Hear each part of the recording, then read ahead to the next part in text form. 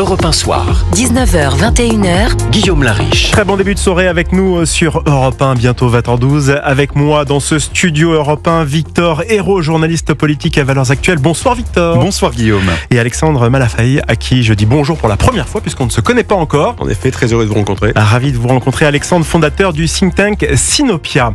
Ensemble, tous les trois, nous recevons Alexandra Vaillant, magistrate et secrétaire générale de l'Union syndicale des magistrats. Bonsoir Madame Vaillant. Bonsoir. Merci d'être avec nous dans ce studio d'Europe 1. Merci à vous pour l'invitation. Madame Vaillant, nous savons pourquoi le ministre de la Justice ne va pas partir en vacances cet été. Il va rester à Paris. Gérald Darmanin se donne jusqu'à la fin du mois d'août pour consulter et rédiger les articles de son projet de loi de réforme pénale. La loi sûre que le ministre de la Justice a baptisé lui-même, SURE, pour sanctions utiles, rapides et effectives. Des 10 mesures présentées, dont nous allons parler bien évidemment durant cet entretien. Quelle est celle pour vous qui est la plus utile, la plus importante à mettre en place ? Si vous en avez une, bien sûr. Alors d'abord, avant de répondre directement à votre question, a-t-on réellement besoin d'une nouvelle réforme en matière de droit de la peine, sachant que cette matière est aujourd'hui extrêmement complexe, que depuis des années, sur l'exécution des peines, l'application des peines, les réformes se sont succédées à un rythme effréné et qu'elles sont essentiellement toutes contradictoires les unes avec les autres. Donc pourquoi aujourd'hui vouloir rajouter au millefeuille procédural ? Est-ce qu'il y a vraiment une urgence, une utilité ? C'est notre première interrogation. Donc ces 10 mesures, il n'y en a aucune qui... Enfin, elles existent déjà chez nous. Elles vont, pour certaines, complexifier à nouveau. Si on prend la problématique de l'aménagement, il y a un délai intéressant qui est dans le projet de texte, qui est qu'on va repasser sur les aménagements à 2 ans, alors qu'on était descendu à 1 an. Donc on veut afficher de la fermeté d'un côté, mais on va réaugmenter d'un autre le délai pour les aménagements. Ce délai ne cesse de changer au fur et à mesure des réformes. Donc à un moment, soyons clairs sur la ligne qu'on veut, c'est une ligne politique, je n'ai rien à dire là-dessus, mais il faut arrêter d'empiler les réformes et au lieu de les empiler, donner aux magistrats les moyens d'appliquer les lois déjà votées. C'est basique. Et ça se traduirait comment ces moyens-là que vous souhaitez ? Le problème du projet présenté par le garde des Sceaux, notamment sur la justice criminelle, c'est on est d'accord avec la plupart des constats qui sont dans l'introduction du projet de loi, notamment sur les délais.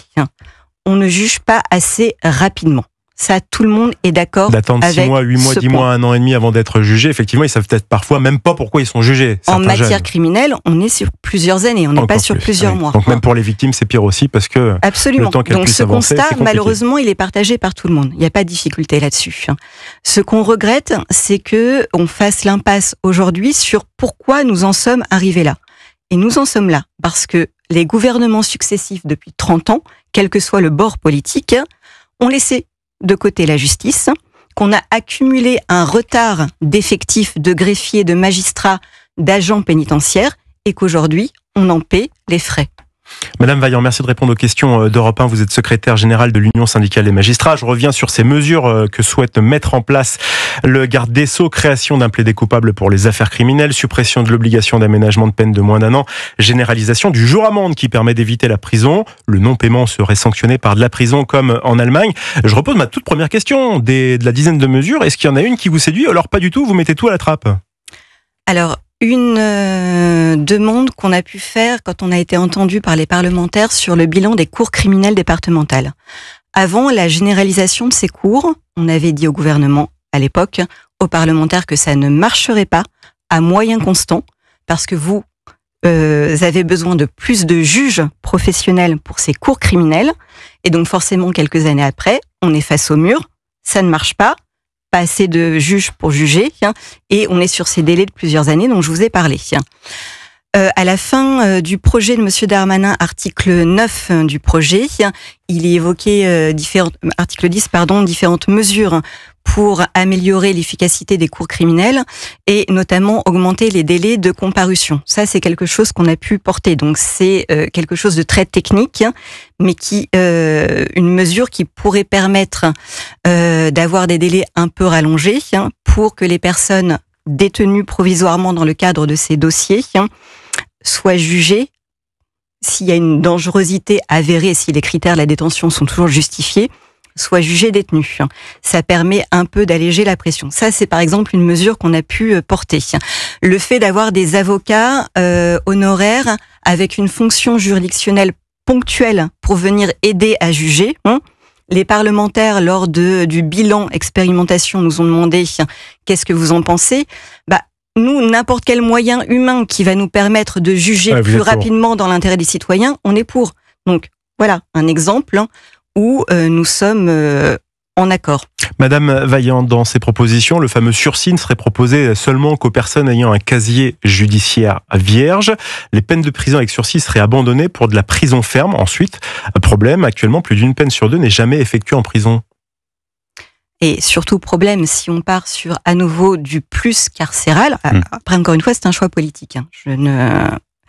Je ne juge pas le contenu politique, c'est la problématique du gouvernement. Oui, mais le contenu utile, vous le jugez, donc vous pouvez nous donner votre regard. Si on va sur du plus carcéral, notamment avec un durcissement des conditions d'octroi du sursis simple, vous allez être confronté très rapidement au choc de réalité qui fait qu'on ne peut plus actuellement incarcérés dans des conditions dignes.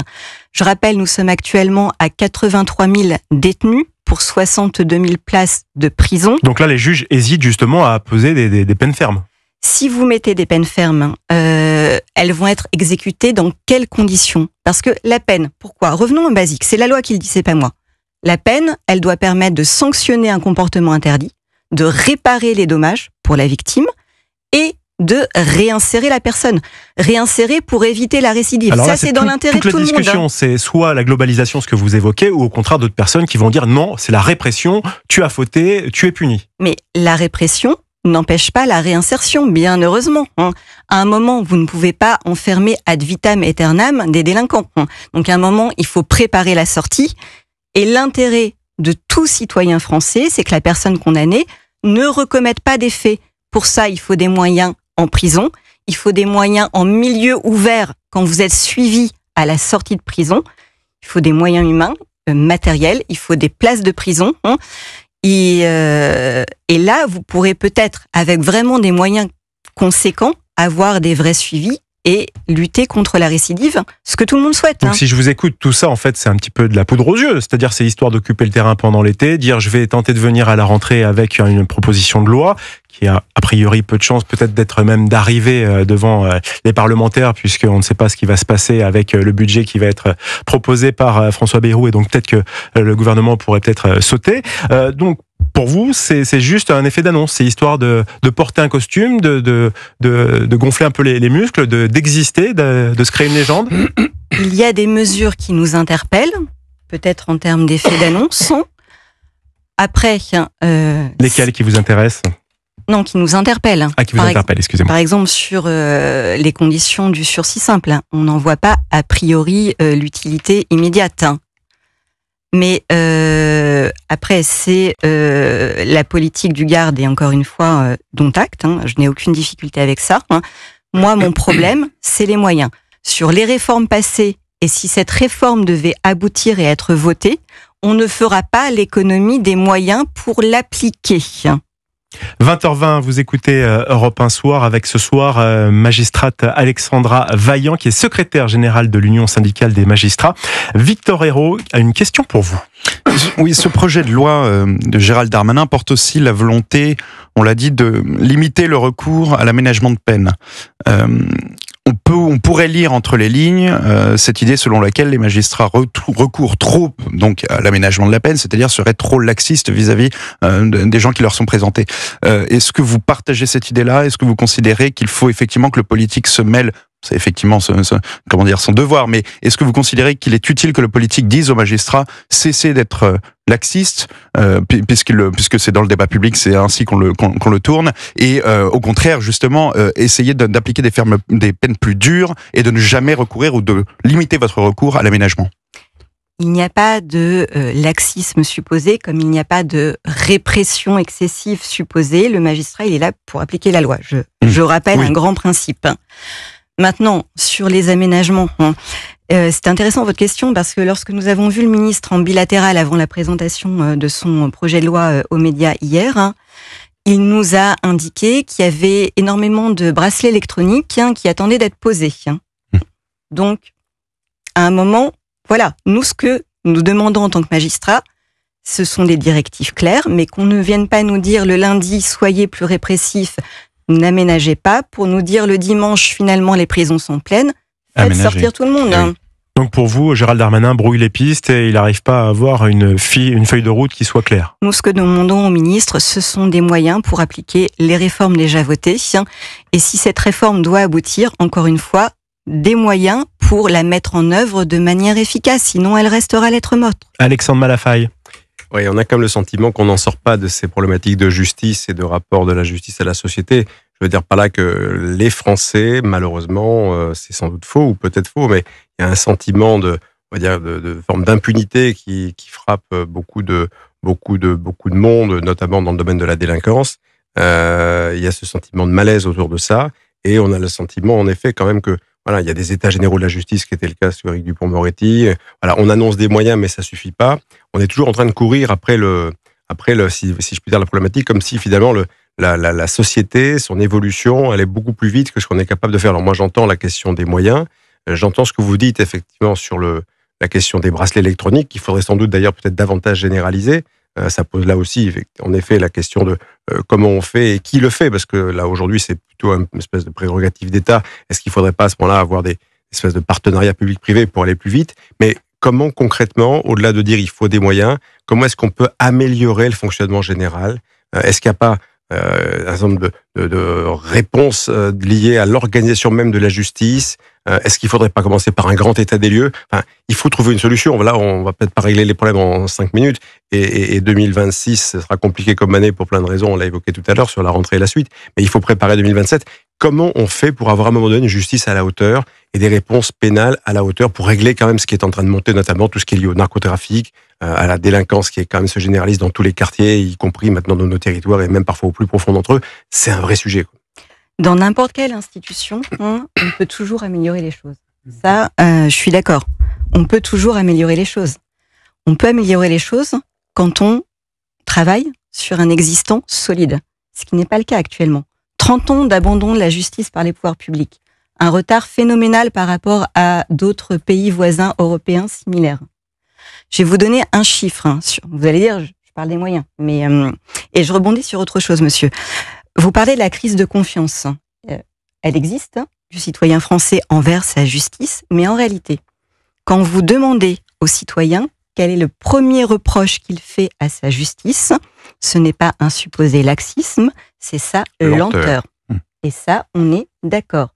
Comment aller plus vite? Il faut plus de procureurs, plus de juges, plus de greffiers, plus d'agents pénitentiaires. Je vais vous donner un seul chiffre qui illustre parfaitement la crise des moyens depuis des années. En France, vous avez 3 procureurs pour 100 000 habitants, alors que la moyenne européenne s'établit à 11 procureurs pour 100 000 habitants.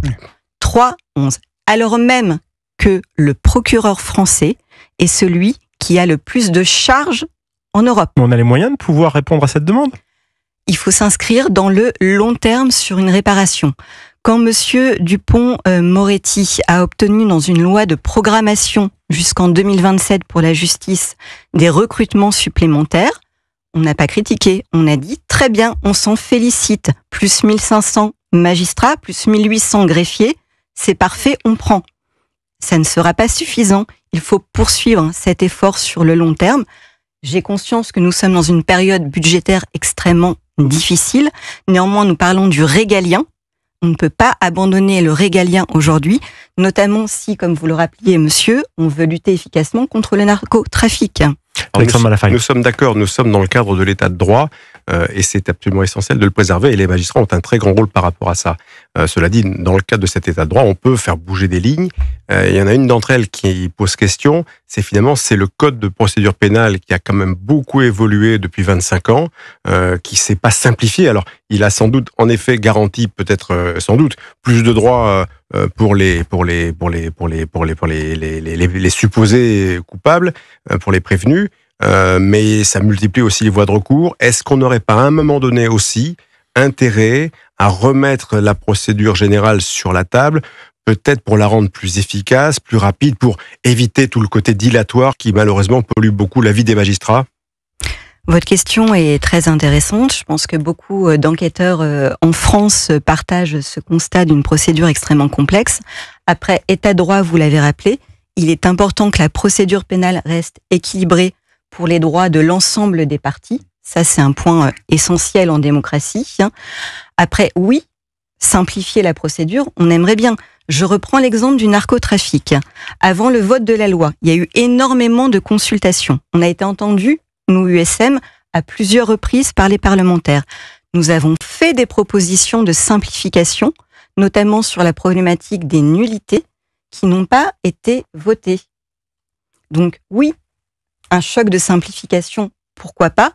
Faire attention après à l'équilibre global pour l'ensemble des parties. Dans Europe 1 Soir, nous recevons Alexandra Vaillant, secrétaire générale de l'Union syndicale des magistrats. Vous le disiez tout à l'heure, Madame Vaillant, 30 ans d'abandon par le service public de notre justice en France. Tout à l'heure, j'avais Georges Fenech, ancien magistrat, qui était avec nous dans l'heure précédente. Il disait que les anciens gardes des Sceaux, Nicole Belloubet et Éric Dupond-Moretti, avaient fait ce qu'ils avaient fait et qu'en fait, Gérald Darmanin remet juste en place ce qui a été détricoté. Vous en pensez quoi ?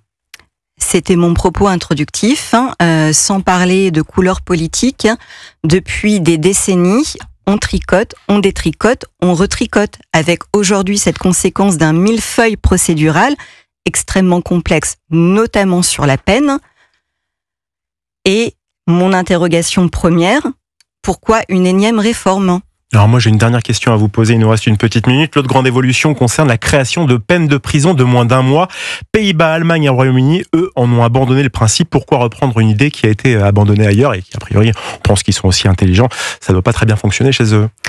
Alors, à l'USM, on n'a jamais été pour les ultra courtes peines, parce que sociologiquement parlant et scientifiquement parlant, leur utilité n'a jamais été prouvée pour lutter efficacement contre la récidive. Par ailleurs, quand bien même on reviendrait aujourd'hui sur ce principe de l'ultra courte peine avec des établissements dédiés qui n'existent pas à ce jour, vous avez ce fameux choc de réalité, la surpopulation carcérale. Donc je ne suis pas sûre que ça soit. Je suis sûre que ce n'est pas la solution. Madame Vaillant, merci beaucoup d'avoir répondu aux questions d'Europe 1 Soir. Alexandra Vaillant, secrétaire générale de l'Union syndicale des magistrats. Bonsoir Madame la magistrate. Merci à vous. Merci à vous avec Victor Hérault et Alexandre Malafaille. On se retrouve juste après le journal permanent de 20h30 d'Adrien. Merci donc à notre invité.